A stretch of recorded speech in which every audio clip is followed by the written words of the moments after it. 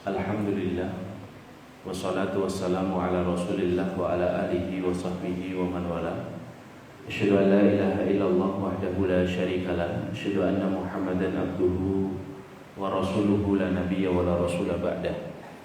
Allahumma la sahla illa ma ja'altahu sahla wa anta in syi'ta taj'alul hazana sahla. Rabbi shrah li sadri wa yassir li amri wahlul 'uqdatam min lisani yafqahu qawli. Allahumma la taj'al musibatana fi dinina wa la taj'al ad-dunya akbara hammina wa la mablagha ilmina. Allahumma 'allimna ma yanfa'una wanfa'na bima 'allamtana wa zidna ilma wa jannibna ma yadurruna fi dinina wa dunyana ya arhamar rahimin.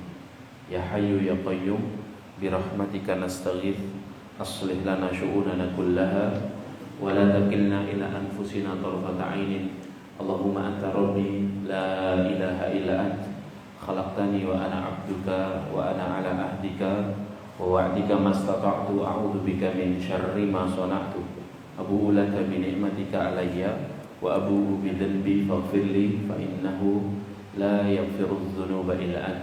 Asbahna ala fitratil islam wa ala kalimatil ikhlas wa ala dini nabiyina Muhammadin sallallahu alaihi wasallam wa ala millati abina Ibrahim hanifa muslima wa ma kana minal musyrikin wa ba'du.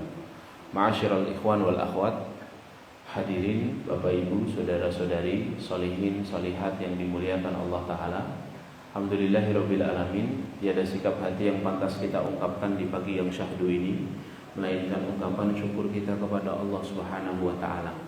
Allah Subhanahu wa taala yang memudahkan langkah kita hadir di tempat ini, Allah yang mencondongkan dan melembutkan hati kita, Allah yang meringankan ayunan tangan kita sampai di sebuah tempat yang semoga tempat ini adalah tempat Allah Subhanahu wa taala mencurah-curahkan rahmatnya, menaungkan sayap-sayap malaikatnya, memasukkan as-sakinah ke dalam hati kita, dan Allah Subhanahu wa taala menyebut nama kita satu persatu di hadapan makhluk-makhluk mulia yang ada di sisinya.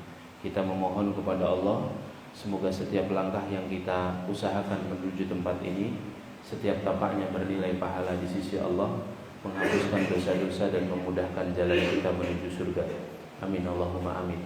Salawat bertangkaikan salam semoga senantiasa tercurah limpahkan untuk Nabiullah Muhammad sallallahu alaihi wasallam, para keluarga, para sahabat, para tabi'in, para tabi'ut tabi'in, dan orang-orang yang senantiasa istiqomah di atas jalan kebenaran.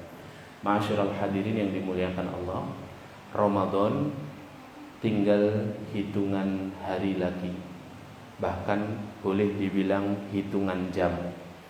Dan kita harus tahu bahwa Ramadan ini di mata Allah adalah bulan yang dihadiahkan untuk orang-orang beriman, terutama untuk umatnya Nabi Muhammad sallallahu alaihi wasallam. Jika dulu dalam satu tahun ada 4 bulan mulia yang Allah muliakan untuk hamba-hambanya, untuk umatnya Nabi Muhammad 4 bulan mulia ini tetap ada, tapi ditambahkan 1 bulan lagi bernama Ramadan. Kita sudah tahu bahwa 4 bulan mulia ini dibahas Allah di dalam sebuah ayat di dalam Al-Quran, surah At-Taubah ayat ke-36. A'udzubillahi minasyaitonirrajim. Inna iddatash syuhuri indallahi 12 syahran fi kitabillah yauma khalaqas samawati wal ard minha arba'atun hurum. Dari hitungan bulan dalam 1 tahun ada 12 bulan. Dan Allah Subhanahu wa taala muliakan 4 bulan hurum atau 4 bulan mulia, yang mana keempatnya ini adalah hadiah untuk orang-orang beriman dari zaman Nabi Adam sampai kemudian zaman Nabi Muhammad. Khusus umatnya Nabi Muhammad Allah tambahkan 1 bulan. Allah sebutkan di dalam surah Al-Baqarah 185 sebagaimana yang sudah kita hafal juga. Syahrul Ramadan alladzi unzila fihil Qur'an hudal linnas al-ayah. Maka kita harus faham betul bahwa Ramadan ini istimewa. Ramadan ini sesuatu yang Allah berikan khusus untuk Nabi Muhammad sallallahu alaihi wasallam dan umatnya. Dan kita mengenal sebuah kaidah dalam hidup ini. Seseorang itu tidak akan mungkin bisa menghargai sesuatu kalau dia tidak mengetahui nilainya. Seseorang tidak akan bisa menghargai sesuatu kalau dia tidak mengetahui nilainya. Maka tidak ada yang lebih penting membahas tarhib Ramadan ini, melainkan yang pertama kali harus dibahas adalah apa nilai Ramadan di sisi Allah Subhanahu wa taala, sehingga kita perlu lebih detail mengenal Ramadan itu sebesar apa nilainya di mata Allah Subhanahu wa taala. Kita pernah mendengar ada cerita seorang anak yang diberi wasiat oleh ayahnya, "Nak, nanti kalau bapak sudah meninggal, bapak tinggalkan buat kamu satu arloji kesukaannya bapak. Ini ada arloji antik, bapak berikan kepadamu, kamu jaga. Nanti kalau bapak sudah meninggal, kamu tidak punya apa-apa lagi, bapak tidak wariskan apa-apa juga. Semoga arloji antik ini bisa bermanfaat buat kamu kalau kamu bertemu dengan orang yang tepat." Maka benar tidak lama kemudian bapaknya meninggal, anak ini tidak punya apa-apa kecuali arloji antik yang ditinggalkan oleh ayahnya. Maka kemudian anak ini butuh uang, dia butuh bertahan hidup. Dia datang ke pasar membawa arloji antiknya. Sampai di pasar, kemudian anak ini datang ke sebuah penjual sebuah kios yang berjualan burger. Maka dia bilang kepada si penjual burger, "Wahai bapak penjual burger, saya punya arloji antik. Maukah kau membeli arloji antikku ini? Terserah kau mau beli dengan harga berapa." Kemudian bapak penjual burger ini membolak-balik arlojinya, kemudian berkata kepada anak ini, "Nak, kalau arloji lama seperti ini, bapak hanya bisa mengganti dengan satu potong burger." Maka si anak ini ingat perkataan bapaknya, "Kalau kamu ketemu orang yang tepat, maka arloji ini akan sangat bermanfaat untukmu."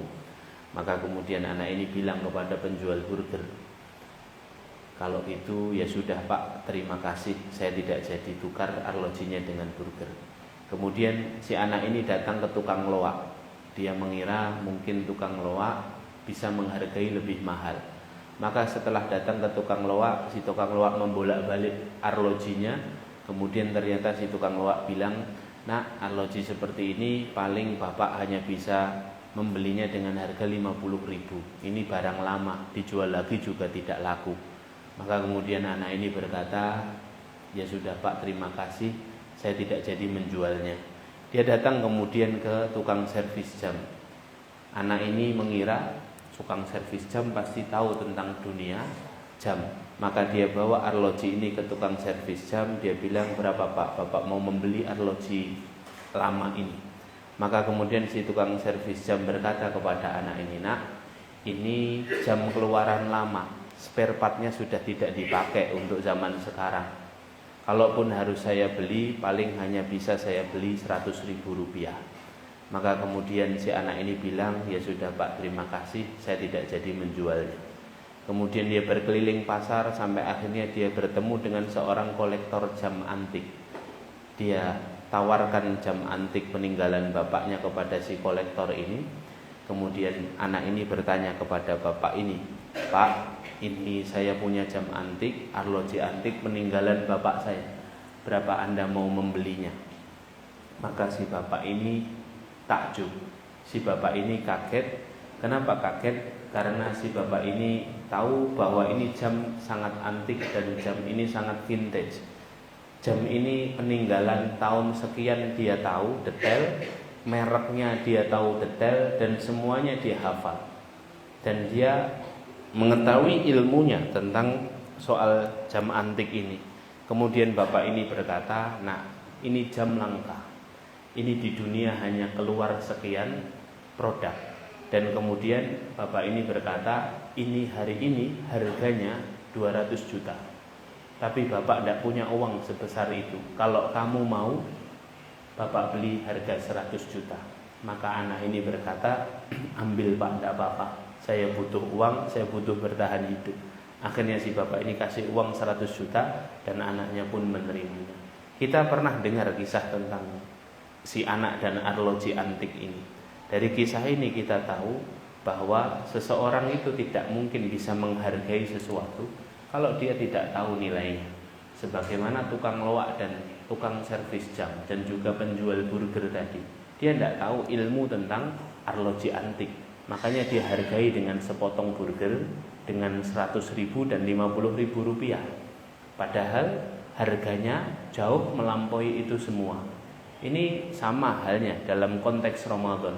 Kalau kita ini tidak tahu berapa besar nilai Ramadan, maka kita anggap Ramadan itu waktu yang akan lewat saja, waktu yang tidak bisa kita hargai dan tidak bisa kita tahu berapa besar kebaikan yang Allah tawarkan di bulan Ramadan. Maka inilah yang menjadikan kita paham. Kita harus tahu kaidah ini, bahwa seseorang itu tidak bisa menghargai sesuatu karena dia tidak mengetahui nilai atau value dari sesuatu itu. Maka tidak ada yang lebih pantas ketika membahas Ramadan kecuali kita harus membahas dulu apa saja keutamaan. Saya kira yang hadir di sini adalah para tulab dan para tolibat dan juga sebagian dari undangan umum. Kita setiap tahun tentu mengulang-ulang apa saja keutamaan Ramadan, apa saja kemuliaan Ramadan. Dan seringkali teks-teks hadis dan teks-teks ayat itu membuat kita akhirnya rada bosan. Dan akhirnya hanya menjadikan keutamaan Ramadan itu hanya sekedar hafalan. Dari banyaknya keutamaan Ramadan, dari banyaknya fadilah bulan Ramadan itu, saya sebenarnya hanya ingin menyampaikan di sini ya, satu saja dalil yang menurut saya satu dalil ini sudah cukup mewakili semua keutamaan Ramadan.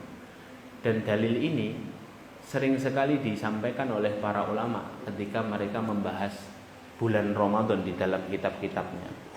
Dalil ini adalah hadis dari sahabat Thalhah bin Ubaidillah radhiyallahu anhu dari riwayat Ahmad dan riwayat Ibnu Majah. Dan kedua riwayat ini disahihkan oleh para ulama. Jadi sahabat Thalhah itu bercerita, qadima rajulani min Baliyin, datang dua orang kawan, dua orang sahabat dari sebuah daerah namanya Bali. Bali ini konon adalah sebuah daerah dari selatan Jazirah Arab, dari arah Yaman. Dua orang ini aslama ma'a Rasulillah, dia berislam di hadapan Rasulullah. Summa hajara ilal Madinah, kemudian keduanya ini berhijrah ke Madinah bersama Rasulullah.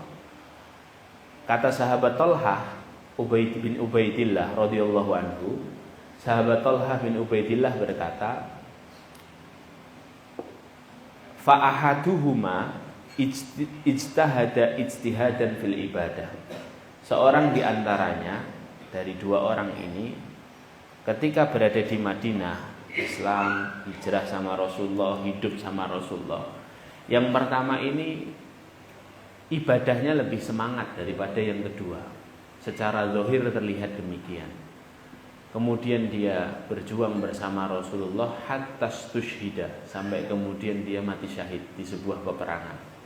Wal akhar makatha ba'dahu sanatan. Yang kedua hidup lebih lama 1 tahun. Summa tuwfiya. Singkat ceritanya kemudian dia juga meninggal setahun kemudian. Nah, sahabat Thalhah ini cerita dalam hadis ini. Kemudian satu malam aku tidur. Ketika aku tertidur, aku bermimpi dalam tidurku. Apa mimpinya sahabat Thalhah ini? Sahabat Thalhah bermimpi, aku berada di depan gerbang jannah, kata sahabat Thalhah. Kemudian aku mendengarkan suara memanggil orang yang kedua. Dari dua sahabat tadi yang meninggal belakangan ini dipanggil oleh Allah Subhanahu wa taala untuk masuk surga lebih dulu. Jadi nama pertama yang dipanggil Allah adalah orang kedua ini, Fulan bin Fulan, dipersilahkan masuk surga. Kemudian setelah dia masuk surga, nama-nama berikutnya dipanggil. Sangat banyak nama yang dipanggil. Kemudian orang yang pertama, sahabat yang meninggal lebih dulu itu dipanggil berikutnya. Setelah masuk surga, aku pun masuk ke dalam surga. Dalam sebuah riwayat disebutkan sahabat Thalhah ini di dalam surga itu takjub, keheran-heranan. Kenapa? Karena di dalam surga ia melihat sahabat yang meninggal belakangan ini ternyata derajatnya lebih tinggi di hadapan Allah dibandingkan yang pertama. Padahal yang pertama secara zahir ibadahnya lebih sungguh-sungguh, lebih soleh lah kalau bahasa kita. Dan yang pertama meninggal mati syahid. Tapi yang kedua ternyata derajatnya lebih tinggi di hadapan Allah dibandingkan yang pertama. Akhirnya sahabat Thalha bangun dari tidurnya. Dia bertemu dengan para sahabat radhiyallahu anhum, menceritakan isi mimpinya. Diceritakan kepada para sahabat, masih ingat tidak kamu 2 orang yang dulu berhijrah bersama Rasulullah, berislam, yang datang dari Bali? Terus kemudian para sahabat ingat, semalam aku bermimpi begini, kata sahabat Thalha. Para sahabat pun takjub dan keheran-heranan dengan mimpinya sahabat Thalha. Hadis ini juga menjadi dalil para ulama ketika membahas tentang mimpi, bahwa mimpi itu dibagi oleh Rasulullah menjadi 3 dalam hadis Bukhari. Mimpi yang pertama adalah mimpi buruk. Mimpi buruk itu datang dari setan. Maka sunnahnya kalau mimpi buruk, 1, bangun, ludah ke arah kiri, kemudian berta'awud. Yang kedua, tidak boleh menceritakan mimpi buruk. Kenapa? Karena ini dari setan. Maka kalau kita ceritakan, nanti setan senang, ya, berhasil memprovokasi dan membuat kita ini gelisah dengan mimpi kita. Jenis mimpi yang kedua namanya bunga tidur atau bunga mimpi, yaitu apa yang dipikirkan seseorang di pagi hari kemudian dibawa saat tidurnya dan kemudian muncul di mimpinya. Ini tidak ada artinya. Jadi para ikhwah atau akhwat kalau pulang dari gedung DDI ini, Islamic Center, kemudian di luar ada orang jualan cilok, kemudian antum lupa tidak bawa receh, kemudian kepikiran sampai malam tidur kok antum mimpi makan cilok, itu tidak usah ditafsir-tafsirkan, ya. Kenapa Ustaz kok ciloknya 2 pentol gitu ya? Itu tidak usah ditafsirkan, itu hanya bunga mimpi yang kebawa sampai tidur. Nah, itu jenis mimpi yang kedua. Kemudian yang ketiga adalah mimpi baik. Mimpi baik contohnya seperti mimpinya sahabat Thalha ini. Ini salah satu pecahan atau salah satu serpihan dari nubuat. Kalau yang mimpi adalah nabi dan rasul, maka ini wahyu. Tapi kalau yang mimpi adalah orang solih, maka itu firasat. Firasat yang kuat dan itu hak, sesuatu yang benar. Bahkan jumhur ulama itu mengatakan kalau ada seorang anak tidur mimpi bertemu ibunya yang sudah almarhum atau bapaknya, ibunya yang sudah almarhumah atau bapaknya yang sudah almarhum, maka itu sebuah kebenaran. Kenapa? Karena ketika kita tidur, ruh kita diangkat dari jasad kita, dan orang yang sudah meninggal itu ruhnya masih, maka ruh bertemu ruh itu sangat mungkin. Yang tidak mungkin itu adalah ketika kita dalam keadaan sadar kemudian kita melihat seorang yang sudah meninggal ada di depan kita. Nah, itu tidak mungkin. Tapi kalau ruh ketemu ruh, itu sesuatu yang mungkin. Makanya ada kan seorang anak yang ketika tidur kemudian mimpi ketemu almarhum bapaknya sedang senyum, maka itu sesuatu yang benar. Bisa jadi ayahnya bangga dengan ketaatannya ketika anaknya ini hidup, dan kemudian ayahnya bertemu dengan anaknya di dalam ruhnya, ya. Sebaliknya kalau ada seorang anak ketemu dalam mimpinya ibunya sedang sedih dan ibunya sudah almarhum, bisa jadi itu isyarat ibunya membutuhkan doa-doa dari anaknya dan kebaikan amal solih, pahala yang dikirimkan oleh anak-anaknya. Nah, ini yang kita harus paham, bahwa mimpi ini pembahasan yang biasa dibahas oleh para sahabat radhiyallahu anhum dan Rasulullah sallallahu alaihi wasallam. Nah, saya lanjutkan ceritanya. Sahabat Thalha tadi akhirnya dan para sahabat yang lain keheran-heranan dengan isi mimpi itu. Akhirnya datanglah mereka kepada Rasulullah sallallahu alaihi wasallam. Sampai di tempatnya Rasulullah, sahabat Thalha menceritakan isi mimpinya. Ya Rasulullah, ingatkah kau tentang 2 teman atau 2 sahabat yang dulu masuk Islam, yang kemudian akhirnya keduanya meninggal, yang pertama mati syahid, kemudian yang kedua meninggal setahun kemudian. Ingat, kata Rasulullah. Kemudian sahabat Thalha cerita, semalam aku bermimpi ya Rasulullah, sahabat yang meninggal belakangan dipanggil lebih dulu masuk ke dalam surga daripada yang pertama. Jaraknya sangat jauh. Sampai di dalam surga, aku pun melihat yang kedua derajatnya lebih tinggi di sisi Allah dibandingkan yang pertama. Kenapa bisa demikian ya Rasulullah? Maka ketika sahabat Thalha selesai menjelaskan isi mimpinya, Rasulullah SAW hanya menanggapi seperti ini. Alaisa qad makatha hadza ba'dahu sanatan. bukankah yang kedua hidupnya lebih lama 1 tahun dibandingkan yang pertama? Dibandingkan yang pertama, karena hidupnya lebih lama 1 tahun. Ya, kemudian Rasulullah, para sahabat mengatakan, bala ya Rasulullah, benar ya Rasulullah, kami bersaksi. Yang kedua hidupnya lebih lama 1 tahun daripada yang pertama. Alaisa qad shoma Ramadan, dalam hadis lain, fa adraka Ramadan. Ya. Bukankah kalau hidupnya lebih lama 1 tahun berarti dia ketemu Ramadan sekali lagi, kata Rasulullah.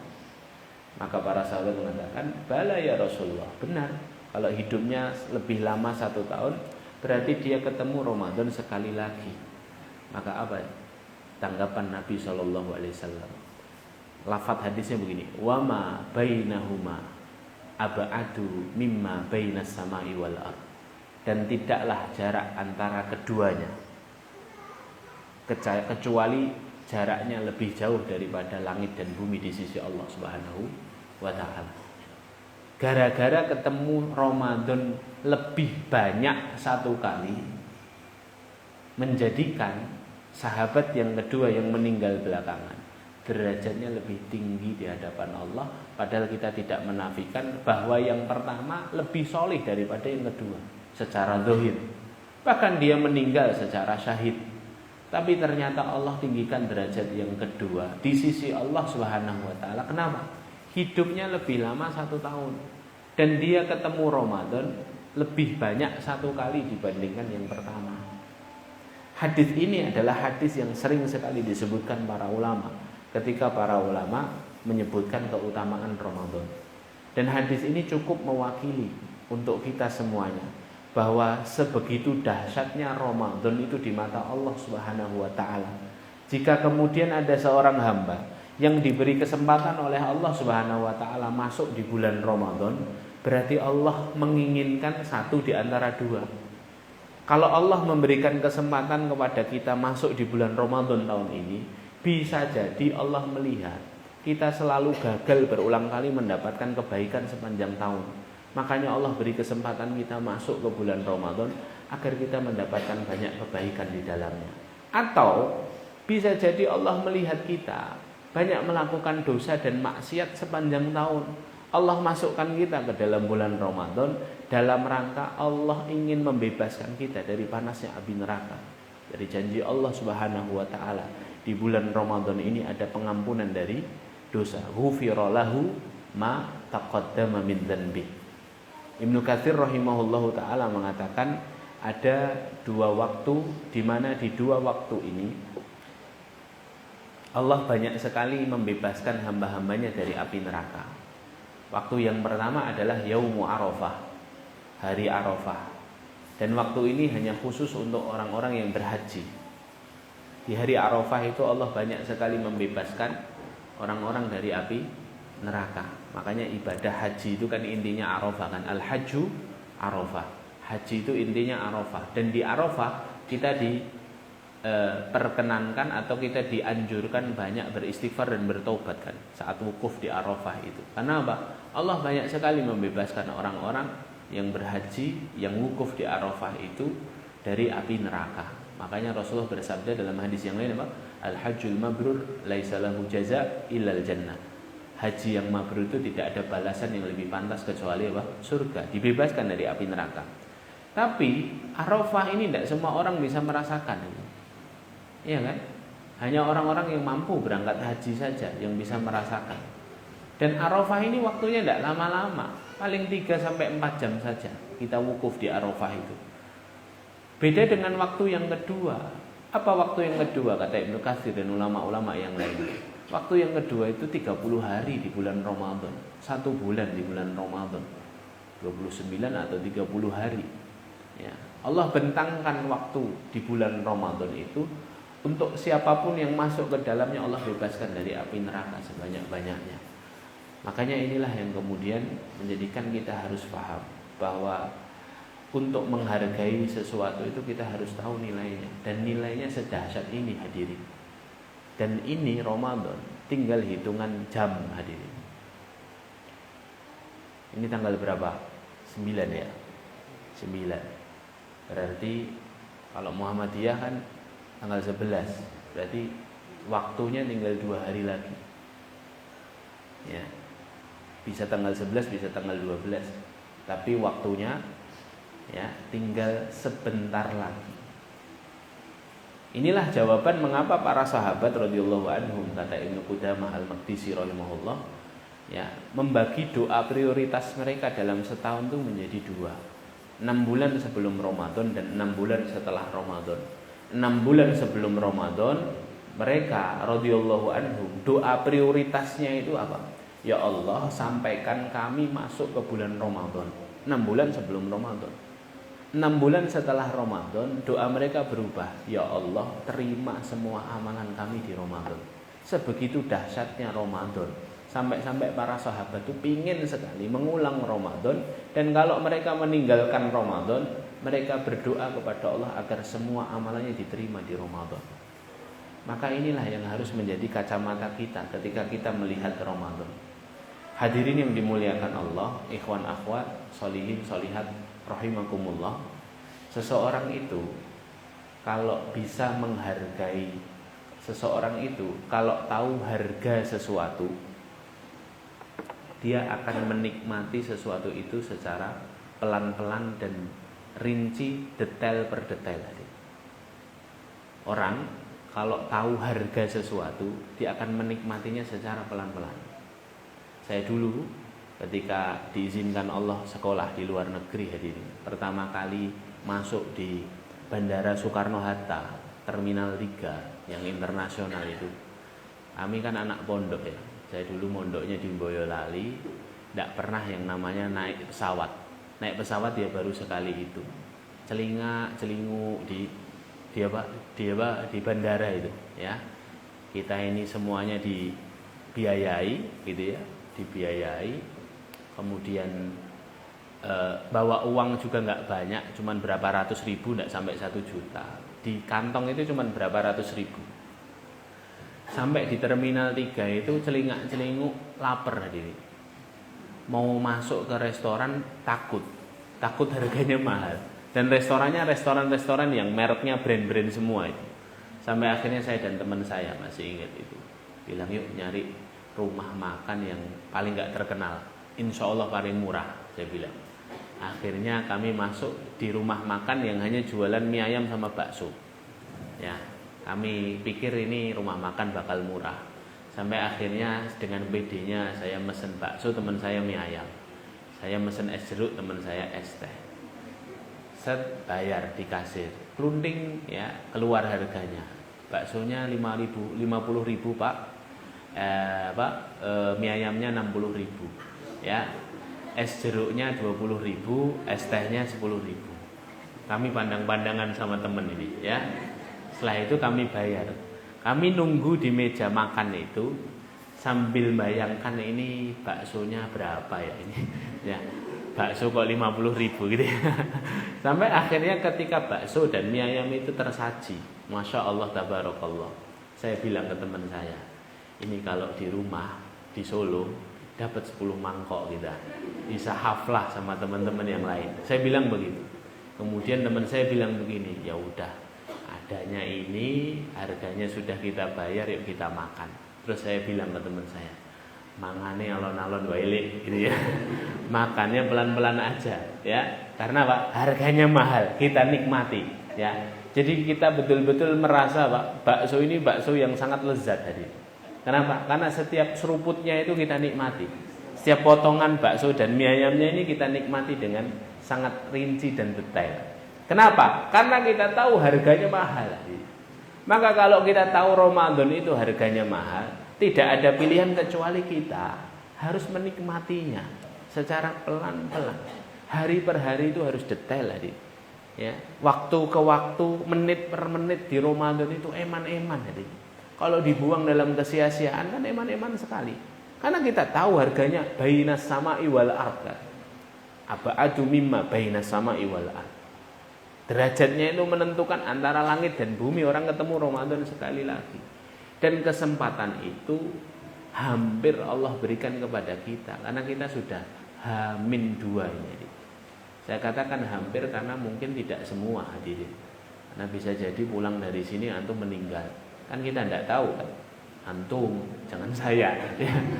Kalau saya belum, masih kurang banyak amalan ya. Kan kita tidak tahu, kematian mengintai kita setiap waktu.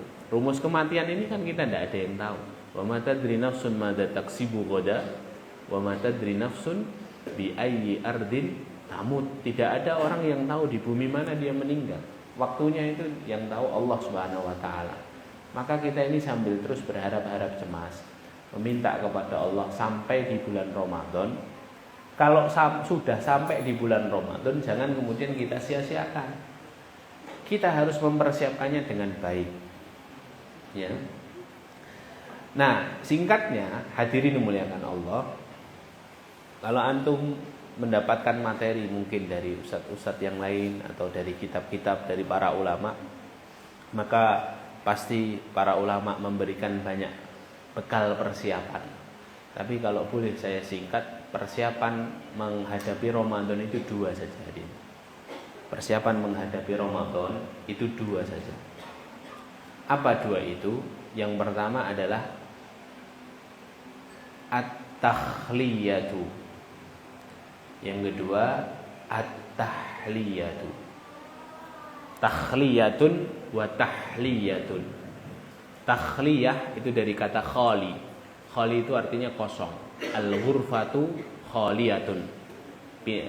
Ruangan itu kosong. Takhliyah proses mengkosongkan diri. Ya. Yang kedua tahliyatun. Tahliyatun itu dari kata hilyah. Hilyah artinya apa? Perhiasan. Hilyatu talibil ilmi. Ya. Itu mesti sudah baca kitab Hilyatu talibil ilmi Akra Abu Zaid rahimahullah. Ya. Hilyah itu artinya perhiasan. Kalau tahliyah berarti proses menghiasi.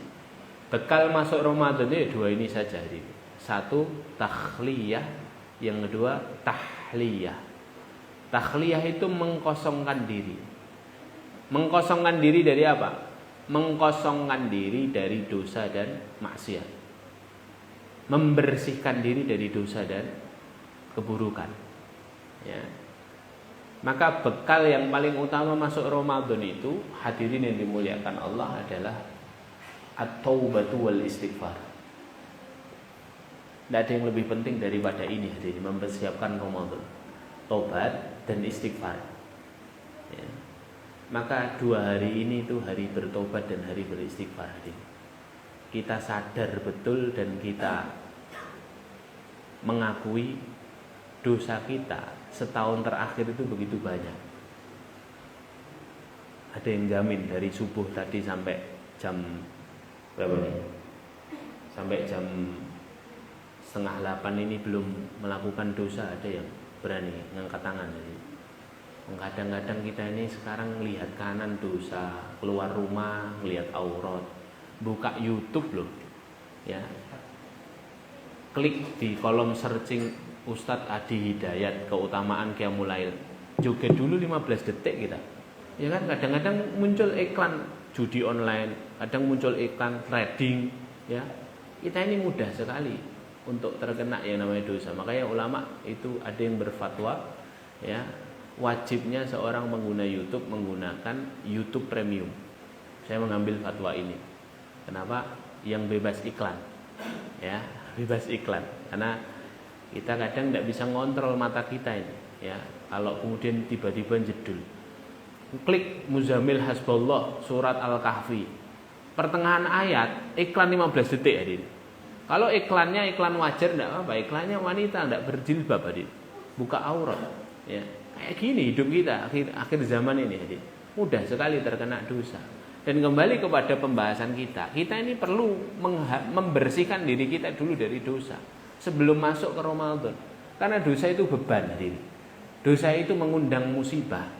Kita tidak pingin di bulan Ramadan kita ini ngos-ngosan di hari-hari awal karena beban dosa kita belum kita bersihkan. Ibarat pelari maraton 30 kilo. Ada 2 pelari maraton. Yang pertama menggunakan sepatu yang paling pas untuk lari, yang paling ringan, kostum yang paling ringan, dan dia sudah latihan dia sudah nurunkan beban, dia sudah siap berlari. Pelari yang kedua pakai sepatu boot, celana jeans, pakai kemeja, bawa ransel 10 kilo. Kira-kira mana yang lebih dulu masuk ke finish? Yang pertama. Yang kedua baru 1 kilo, 2 kilo sudah ngos-ngosan. Inilah jawaban mengapa Ramadan kita setiap tahun kualitasnya begitu, hadir. Masuk semangatnya hanya di awal-awal. Hari pertama, 2, 3 masih bisa sehari 1 juz. Hari keempat masih bisa. Hari kelima, hari keenam sudah mulai banyak godaan. Hari ke-10 sudah mulai hilang fokus. Tarawih sudah mulai ngeblank. Ya. Puasa sudah mulai emosian. Kenapa kok setiap tahun seperti ini kualitasnya? Semakin mendekat ke Idul Fitri, semakin hilang kendali. Jawabannya kata para ulama, karena bisa jadi kita membawa banyak dosa ke bulan Ramadan, sehingga musibah-musibah itu berdatangan. Coba Anda buka surah Asy-Syura ayat ke-30. Allah berfirman apa? Wa ma asabakum mim musibatin fabima kasabat aydikum. Tidaklah suatu musibah itu menimpa dirimu, melainkan itu semua karena ulah dosamu. Para ulama tafsir ketika membahas ayat ini, mereka menyimpulkan musibah apapun yang hadir dalam hidup kita itu sebabnya adalah dosa. Ya, sebabnya apa? Dosa. Makanya biar kita tidak kena musibah. Loh, musibah di bulan Ramadan itu apa, Ustaz?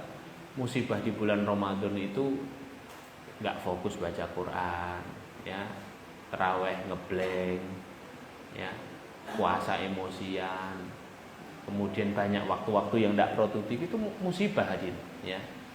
Dan itu bisa saja menimpa siapapun di antara kita, ya.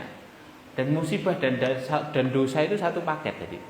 Musibah sama dosa itu satu paket. Makanya para ulama itu mengibaratkan musibah sama dosa itu seperti apa? Seperti lalat dan sampah. Dosa itu seperti sampah, ya. Musibah itu seperti lalat. Kalau di depan rumah kita ada sampah bau, lalat akan berdatangan. Ya. Kalau kita punya dosa, musibah berdatangan. Lah masalahnya, ada orang ketika tahu ada sampah di depan rumahnya dan ada lalatnya, dia hanya sibuk membunuh lalat. Kalau ada sampah di depan rumah kita, apa yang kita lakukan? Membunuh lalat atau buang sampahnya? Buang sampah, semua sepakat. Tapi banyak di antara kita yang fokus bunuh lalat. Lalatnya mati, lalat yang lain datang. Kalau kita fokus sama musibahnya, musibah satu selesai, musibah yang lain akan berdatangan. Kita ini lupa bahwa alam semesta ini ada yang menciptakan. Kita lupa bahwa masalah yang ada dalam hidup kita pun ada yang menciptakan.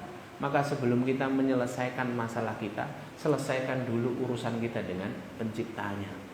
Siapa? Allah. Ya.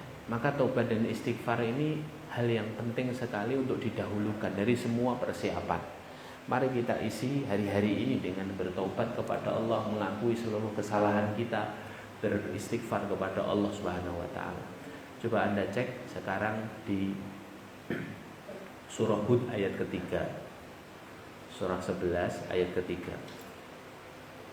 Di situ Allah Subhanahu wa taala berfirman, a'udzubillahi minasyaitonirrajim, wa anistaghfiru rabbakum tsumma tubu ilaihi yumatti'kum mata'an hasanah.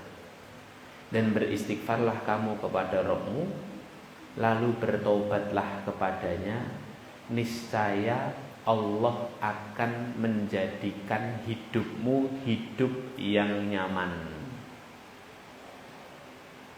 Kalau kita mau menikmati Ramadan, kalau kita ingin bisa menjadikan Ramadan kali ini nyaman, hari-harinya nyaman, hari-harinya fokus, tidak terlalu sibuk ngurus hal-hal mubah, tidak terlalu sibuk ngurus urusan-urusan dunia, maka mulai dengan taubat dan istighfar.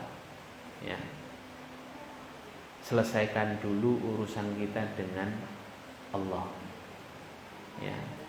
Maka semoga semua masalah ciptaan Allah itu akan diselesaikan oleh Allah. Pernah dengar teori genteng bocor hadirin?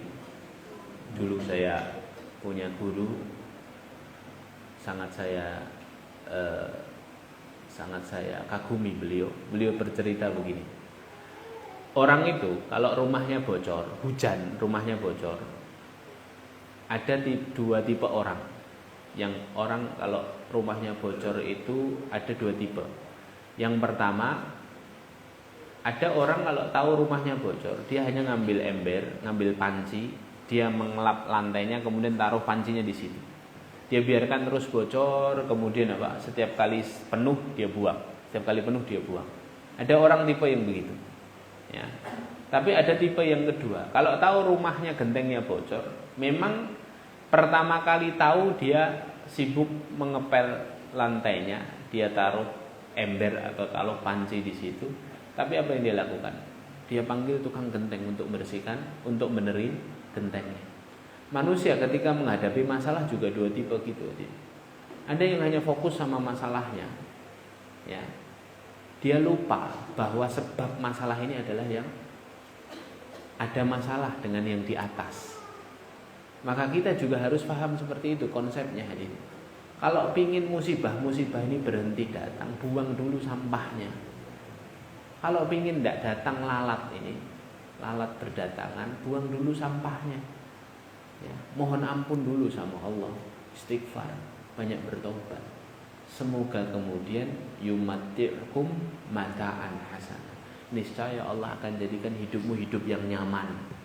Hari-hari di Ramadan nanti nyaman, fokus, mau target berapa fokus. Ya, mau beramal soleh apa bisa fokus dan maksimal. Coba buka ayat berikutnya, Hud ayat 52. Allah berfirman, a'udzubillahi minasyaitonirrajim, wa ya qaumistaghfiru rabbakum tsumma tubu ilaihi yursilis samaa'a 'alaikum midrara wa yazidkum quwwatan ila quwwatikum. Wahai kaumku, beristighfarlah kepada Rabbmu lalu bertaubatlah. Apa keutamaannya? Yursilis samaa'a 'alaikum midrara. Allah turunkan untukmu rezeki yang banyak. Rezeki ini bukan hanya soal harta ya, bukan hanya soal uang. Rezeki itu bisa berwujud waktu yang berkualitas, teman-teman yang solih, lingkungan yang baik. Allah turunkan itu, kemudian apa? Wa yazidkum quwwatan ila quwwatikum. Mungkin di antara kita akan banyak yang punya amanah di bulan Ramadan. Amanah pekerjaan, deadline pekerjaan. Ada yang dapat amanah harus jualan di pasar, harus buka toko. Tapi orang yang memulai Ramadannya dengan bertobat dan beristighfar, lihat, yazidkum quwwatan ila quwwatikum. Allah tambahkan kekuatan di atas kekuatan asli kita. Mungkin kekuatan aslinya habis untuk bekerja, tapi Allah tambahkan kekuatan extra power hadir. Untuk apa? Agar kita bisa tetap fokus puasa, agar tetap kita bisa fokus baca Quran, fokus iktikaf, fokus qiyamul lail dan lain sebagainya. Jadi ini bekal pertama hadir. Bekal pertama Pak, tahliyatun, membersihkan diri dulu dari noda dan dosa. Ya. Kalau sudah dibersihkan apa Ustaz?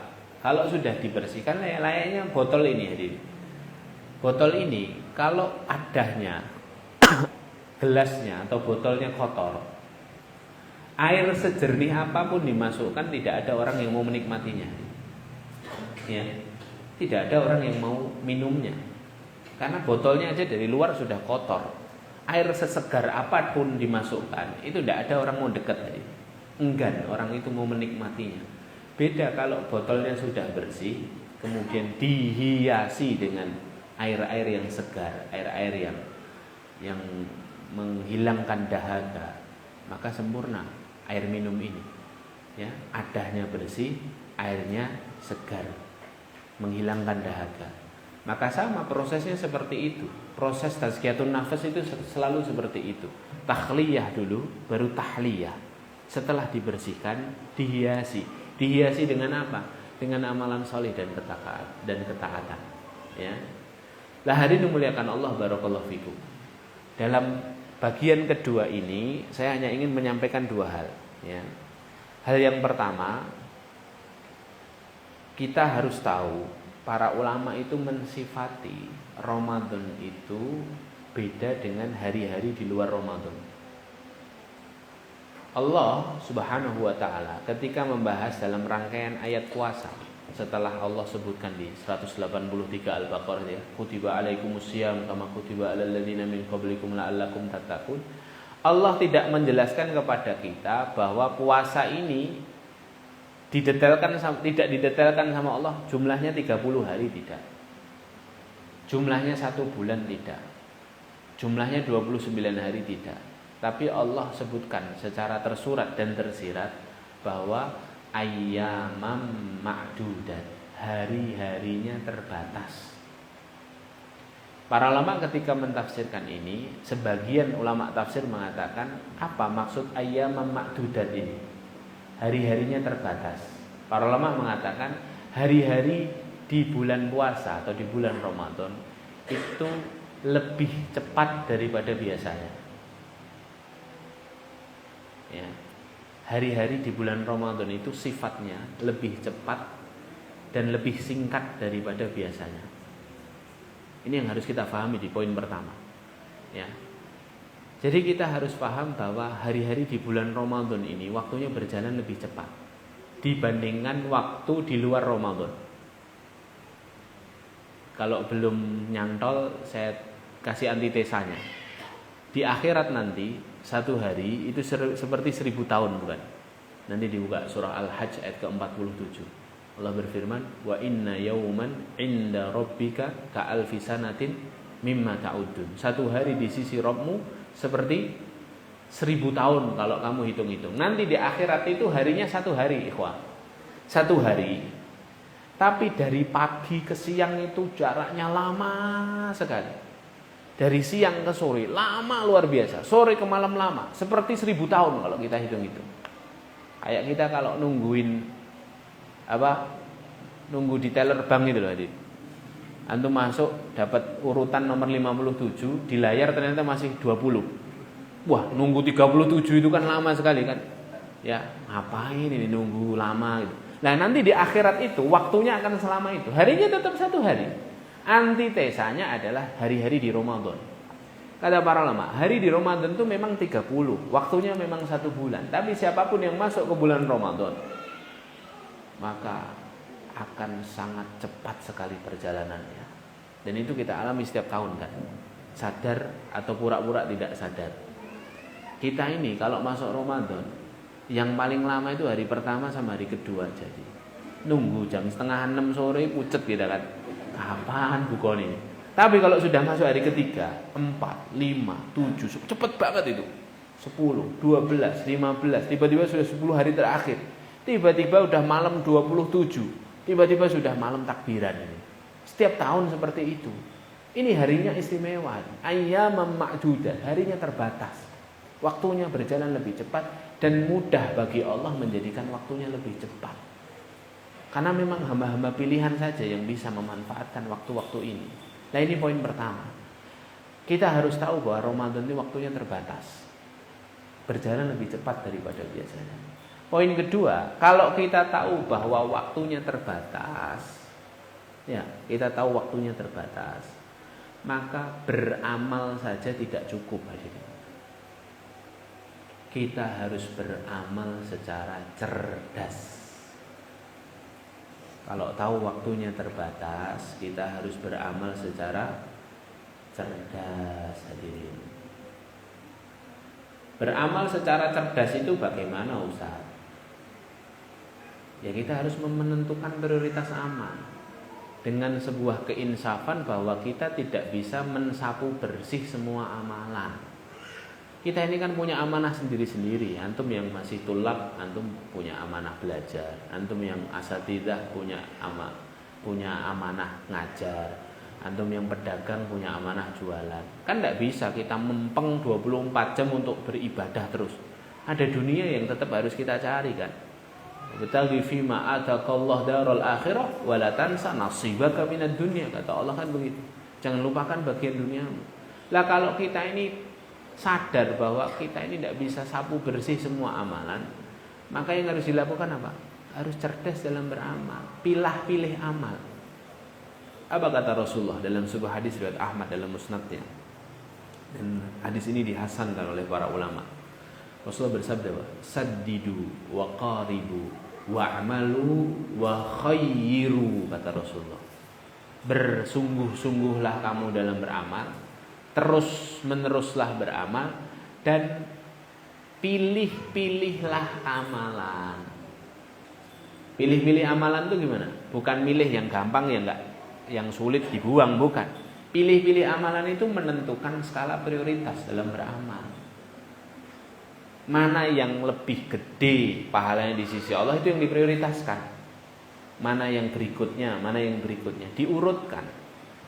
Lah ini namanya plan, hadirin. Ini namanya perencanaan. Semua proses itu kan butuh perencanaan, proses, evaluasi. Seringnya kita langsung pasang badan, proses, tidak pernah dievaluasi. Lah ini mumpung masih 2 hari, mari kita rencanakan. Kita tentukan skala prioritas dalam beramal. Ya, skala prioritasnya apa ini? Ini antum kebanyakan rata-rata umur berapa ini, ikhwan? Antum kelahiran berapa, Mas? 2000? 96, Masya Allah. Jadi kira-kira usianya sekarang 25 ya, 27, 25. Baik. Kalau antum usianya hari ini 30, berarti antum sudah alumni Ramadan 15 kali. Ya kan? Kalau masa balik mazhab Syafi'i kan kalau kita hitung 15 tahun ya. Kalau belum haid, belum mimpi basah kan usia balik itu dimulai sejak usia 15 jalan 16.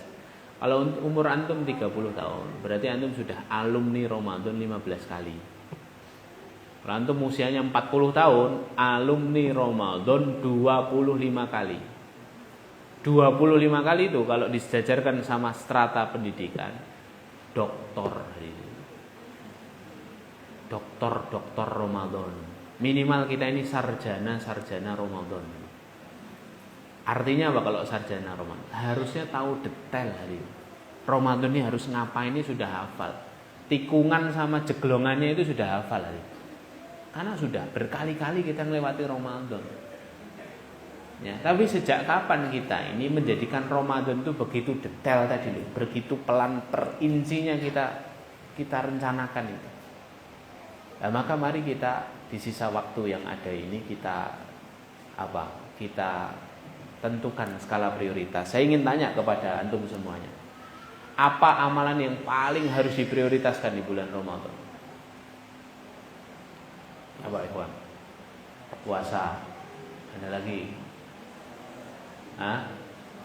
Kalau saya masih ngomong ada lagi berarti belum benar. Sholat. Ada lagi? Apa yang paling dakwah, tilawah, baca Quran, ada lagi, sedekah, ada lagi. Saya nggak katakan salah ya, itu semua amalan-amalan utama, tapi kan harus ada yang paling ujung nih, Hadin. Biar kita ini beramal tidak gerambiang. Kadang-kadang kita beramal gerambiang, Hadin. Masyarakat umum, kalau antum saya yakin tidak.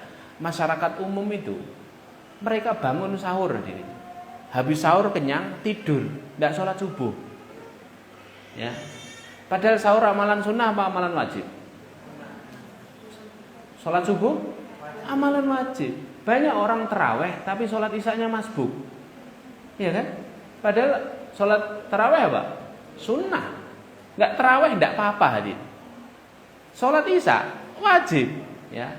Maka para ulama sepakat, hadir. Amalan prioritas yang paling nomor 1 itu amalan-amalan wajib. Nih antum tulis nih urutannya. Ini saya boleh pakai papan tulis sebelumnya, boleh ya? Mungkin kita nih ngajar gitu, ya. Ini tidak sampai ya, tapi coba. Oh panjang, masya Allah. Sini Ustaz, sini aja Ustaz.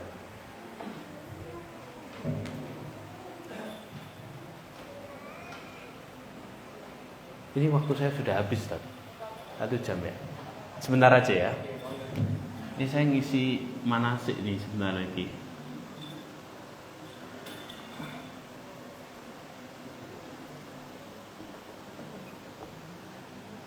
Jadi gini hadirin, skala prioritas.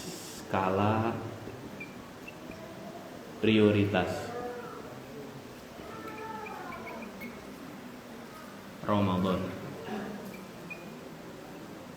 Kita urutkan hadirin. 1. Amalan wajib. Amalan wajib nomor 1 hadirin. Amalan-amalan wajib.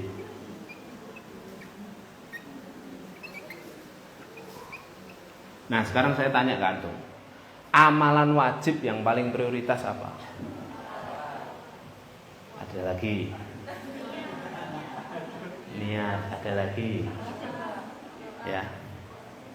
Niat masuklah ya. Amalan wajib yang paling prioritas. Ulama sepakat nih ini. Amalan-amalan hati itu lebih utama daripada amalan-amalan zahir. Amalan hati yang pertama. Amalan hati. Amalan hati yang paling prioritas itu jaga keikhlasan. Karena kalau kita beribadah hanya pamer, beribadah hanya ingin dilihat orang, menjadikan Ramadan sebagai etalase pamer amalan, sudah dari awal sampai akhir kukut kita. Karena kan kita semua tahu ya, amalan itu diterima kan syaratnya kan 2. 1 ikhlas, 2 ittiba. Amalan hati ini penting sekali ya. Bagaimana para ulama dulu berusaha sebisa mungkin merahasiakan amalannya. Itu kan kisah-kisahnya banyak sekali kita tahu. Bagaimana para ulama dulu mengkhawatirkan kalau amalan-amalannya ini terlihat oleh orang, kemudian takut, kemudian akhirnya tidak ikhlas. Ini amalan hati itu pertama. Ya. Amalan hati itu pertama. Di antaranya menjaga keikhlasan atau niat tadi, jaga keikhlasan. Ya. Makanya saya itu ini dan buat antum ya, usikum wa iya nafsi bitaqwallah.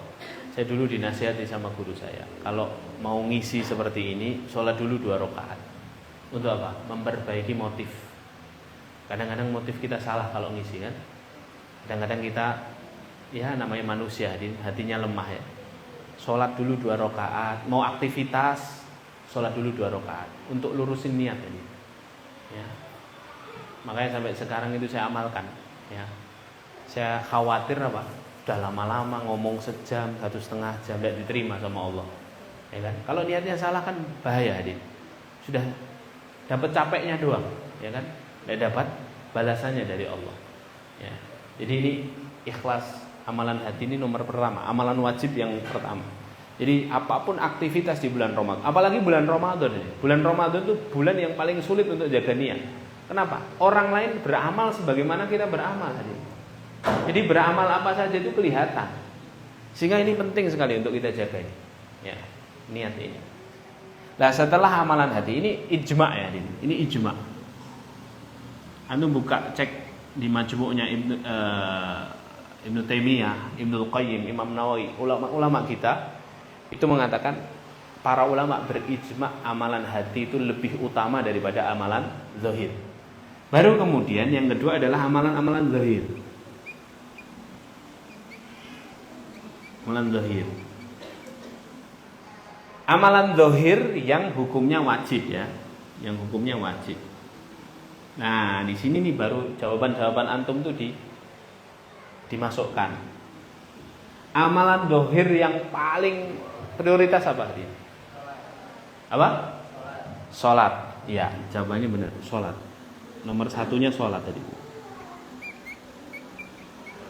Salat 5 waktu ya. Bahkan para ulama itu, sebagian ulama yang mengatakan orang kalau puasa, orang infak, orang zakat, tapi dia tidak sholat, amalannya nggak diterima sama Allah. Dalilnya surah 9 ayat 54, nanti dibuka ya. Wa ma mana'ahum an tuqbala minhum nafaqatuhum illa annahum kafaru billahi wa bi rasulih wa la ya'tunas sholata illa wa hum kusala. Dan tidak ada yang bisa menghalangi pahala-pahalamu diterima oleh Allah kecuali 2. 1 kafir, 2 tidak sholat. Jadi orang kalau tidak sholat tidak diterima ya. Kemudian setelah sholat apa? Yang wajib puasa Ramadan, zakat apa? zakat fitri, zakat mal, ya. Kemudian semua amalan-amalan wajib antum masukkan di sini. Birrul walidain. Birrul walidain.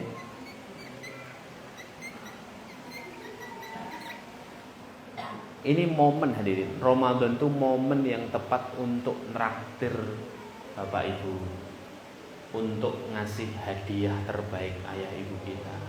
Kalau sendalnya sudah tipis, belikan yang baru, pakai uang tabungan kita. Ya, kalau tasnya sudah robek, belikan yang baru. Bahagiakan mereka. Ini amalan wajib ini. Amalan wajib jauh lebih prioritas. Pernah dengar ada ulama namanya Muhammad bin Munkadir? Muhammad bin Munkadir. Muhammad bin Munkadir. Muhammad bin Munkadir rahimahullah pernah bilang gini, aku mijeti kaki ibuku semalam suntuk lebih aku sukai daripada saudaraku Umar sholat malam semalam suntuk. Kenapa? Kok sampai ada ulama besar ngomong begini? Kenapa? Karena mereka tahu prioritas amalan. Mijeti kaki ibu itu amalan wajib, birrul walidain. Sholat malam semalam suntuk, amalan sunnah. Ulama sepakat tadi.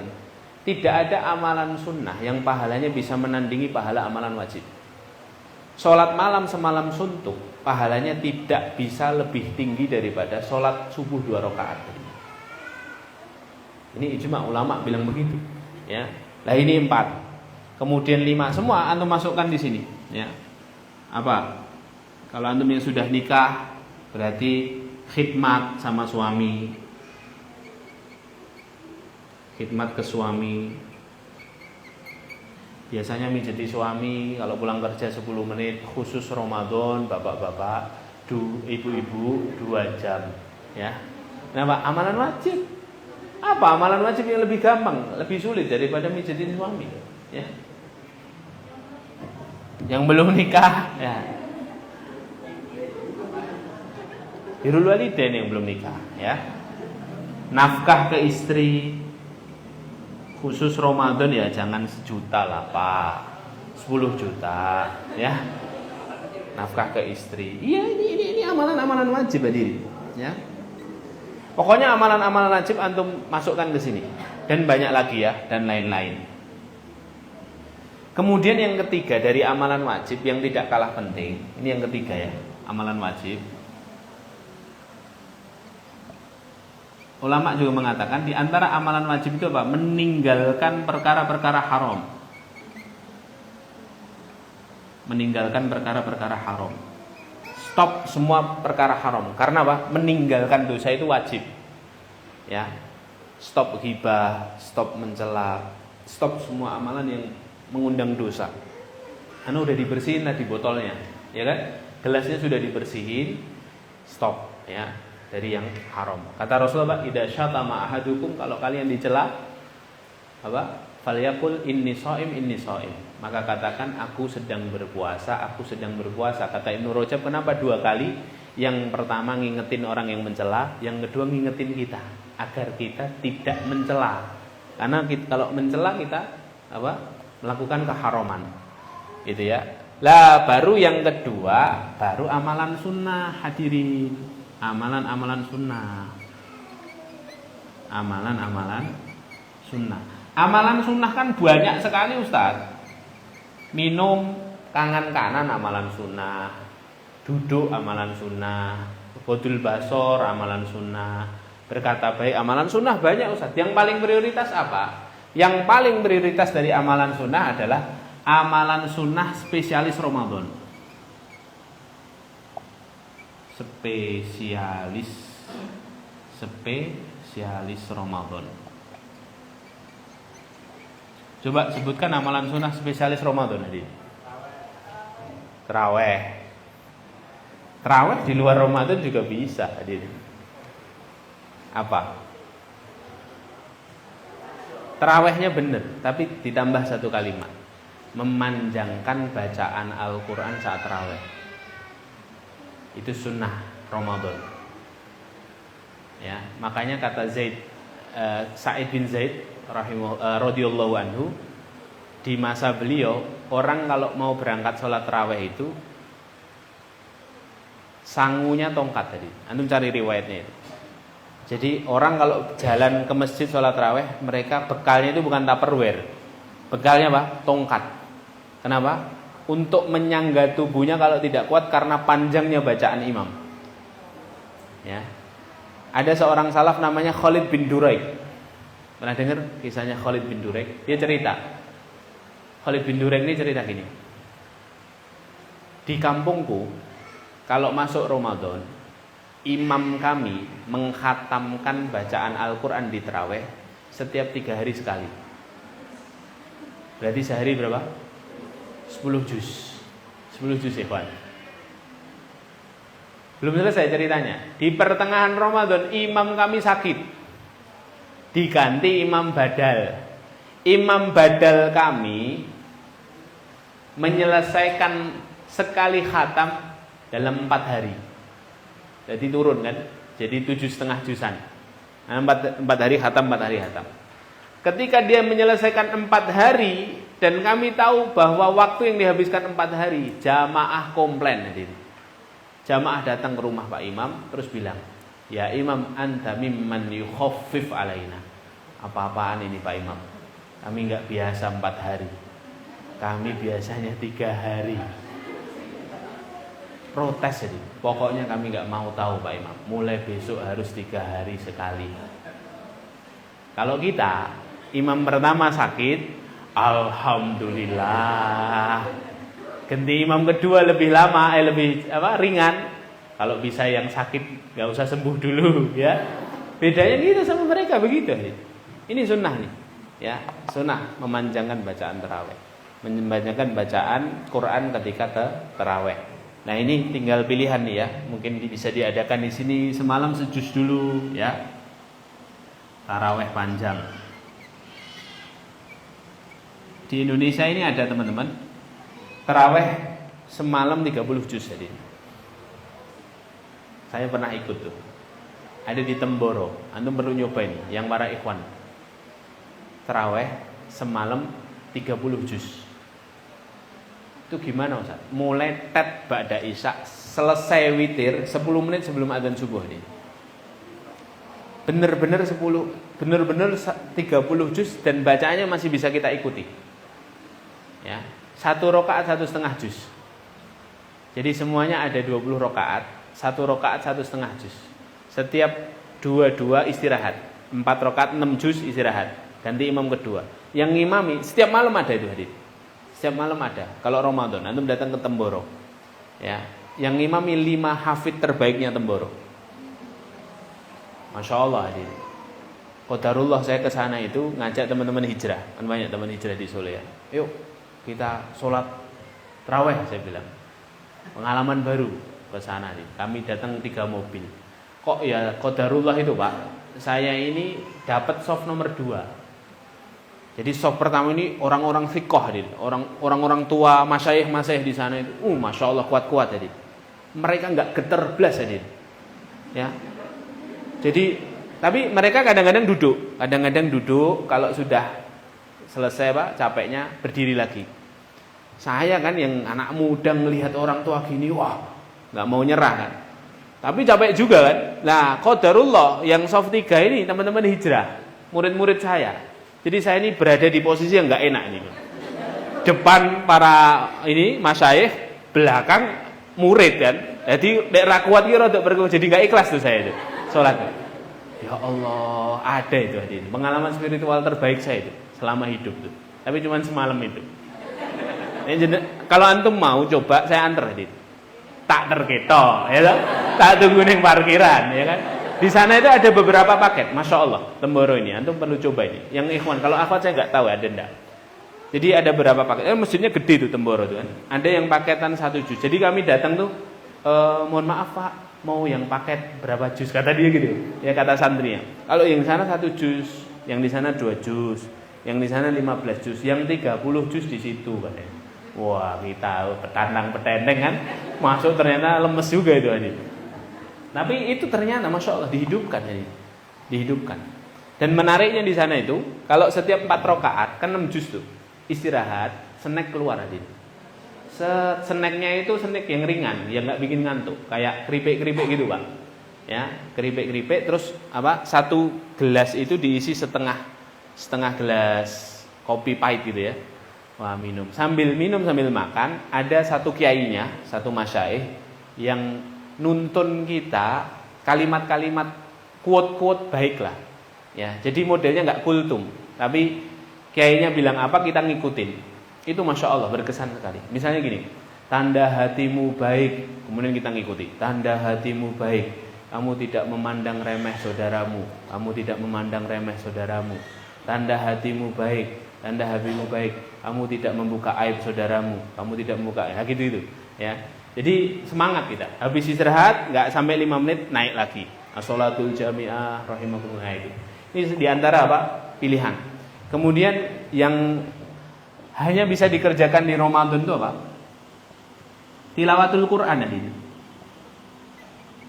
Imam Az-Zuhri mengatakan ikonnya Ramadan itu tilawatul Quran. Ya, syahrul Ramadan qiraatul Quran wa it'amut ta'am. Ya, ikonnya bulan Ramadan itu 2. Satu tilawatul Quran. Ya, ini kalau bisa lah yang kelasnya santri ya 3 kali khatam lah. Atau minimal 1 kali khatam. Ya. Sama it'amut ta'am, beri buka puasa. Memberi makanan berbuka. Ini juga hanya bisa dikerjakan di Ramadan. Pahalanya seperti pahala puasa orang yang berpuasa kan? Ya. Ini besar nih, ya. Ini bisa diagendakan. Kalau kita pengen dapat pahala utuh 1 kali Ramadan, kasih makan 30 orang. Hari ini di Solo kan 30 orang itu paling berapa ratus ribu sih? Kalau 15.000 sudah enak kali 30, 450.000 hari ini. Sudah dapat pahala 1 kali Ramadan. Kalau 1 kali Ramadan. Kita keluar Ramadan dapat 2 pahala Ramadan. Karena yang 1 diwakili dengan ini. Nah, 4. Umrah Ramadan. Kata Rasulullah pahala umrah Ramadan seperti apa? Pahala haji. 5. Lailatul Qadar.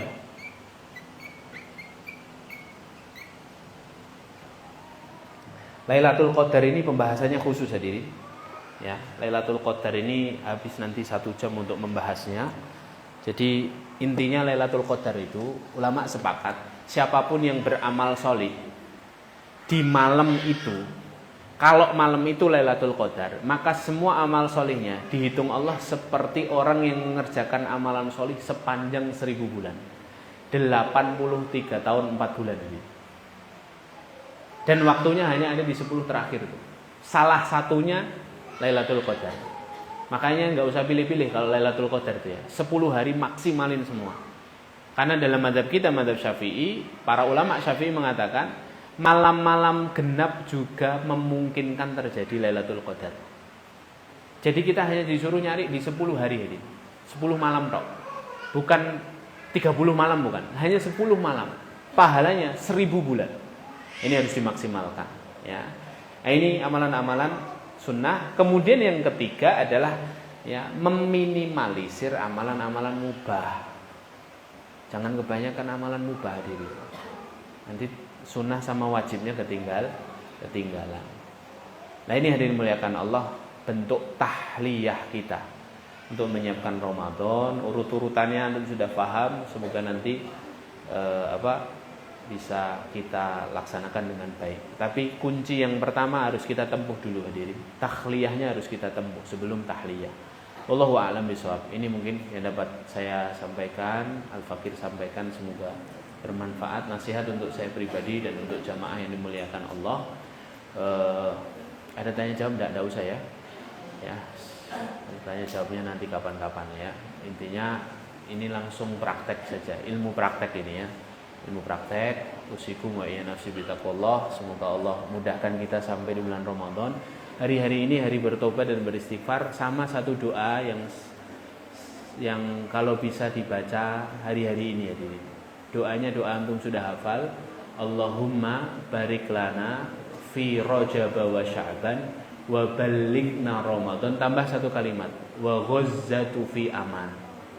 Ya, Allahumma barik lana fi Rajab wa Sya'ban wa ballighna Ramadan wa ghazzatu fi aman. Ya Allah, sampaikan kami di bulan Ramadan, dan jika kami telah sampai, jadikan ghazza dalam keadaan aman sentosa. Jadi ya, barakallahu fikum, jangan lupakan saudara kita di Gaza ya. Kita belum berpuasa, mereka sudah berpuasa 5 bulan. Kita nanti berbuka, mereka belum tahu kapan mereka berbuka. Masya Allah.